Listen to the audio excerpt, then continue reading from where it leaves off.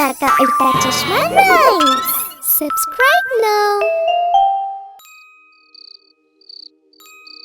डोल डोल डोल चारों ओर हल्ला गुल्ला, मुन्ना के शादी संगे में 600 ढोल। थम गईल जब ढोल, राजा बेटा सो गईलस, शांति चारों ओर।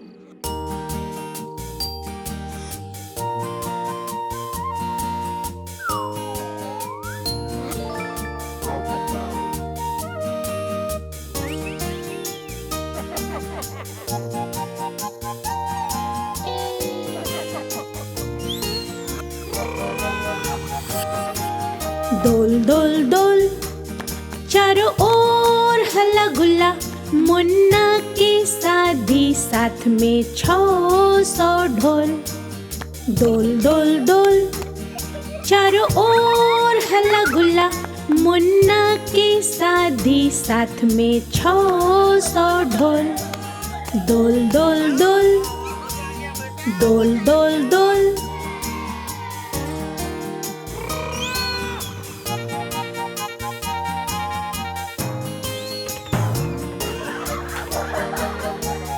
थम गईलस जब ढोल, राजा बेटा सो गईलस। थम गईलस जब ढोल, राजा बेटा सो गईलस, शांति चारों ओर।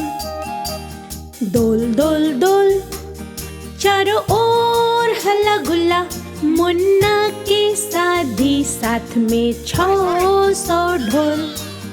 डोल डोल डोल चारों ओर हल्ला गुल्ला, मुन्ना की शादी साथ में 600 ढोल। डोल डोल डोल डोल डोल डोल डोल डोल डोल डोल डोल डोल।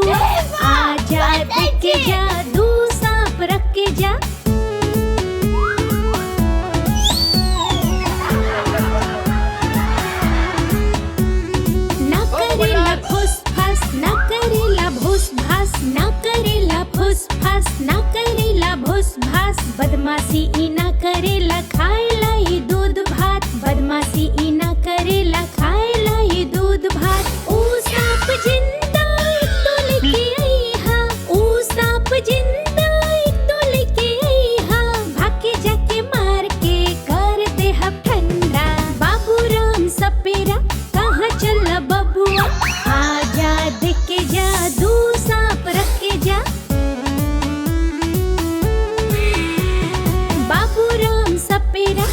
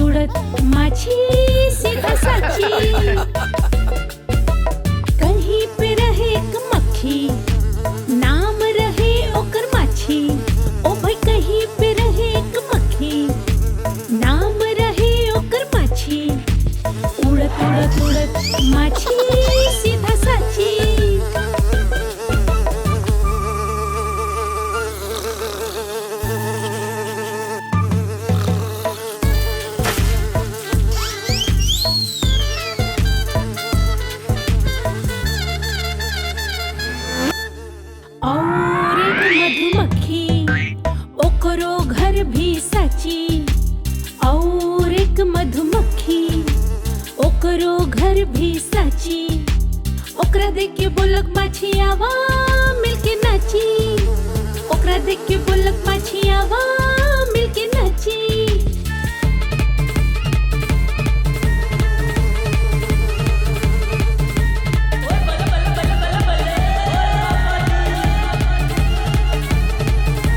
माछी के हाथ में बा एक छोटा सा कैंची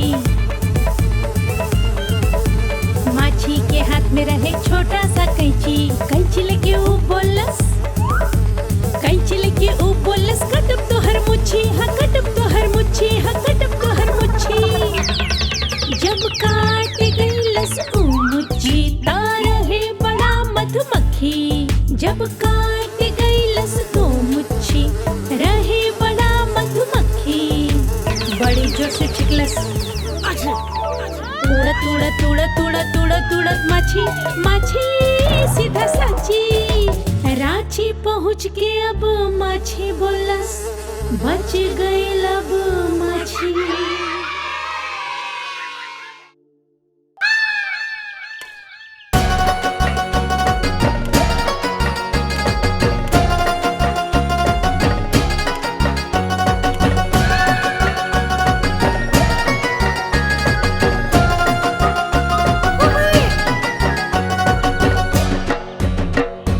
नाचेला मोर पंख फैला के गीत सुनावे कुहू कुहू गा के नाचेला मोर पंख फैला के गीत सुनावे कुहू कुहू गा के हम हो नाचे मोर के जैसे हम हो गाए मोर के जैसे मन मोरा करे तता थैया थैया नाचेला मोर पंख फैला के गीत सुनावे कुहू कुहू गा के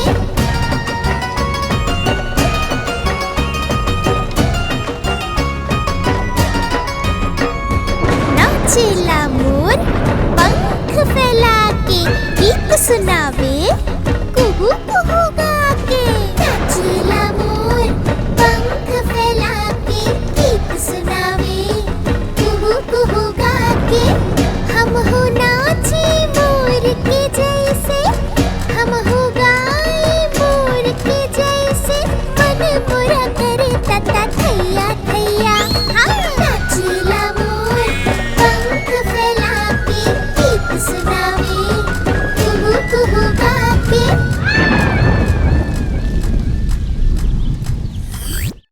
आप हमारी इस चैनल को लाइक करें, शेयर करें और सब्सक्राइब करें।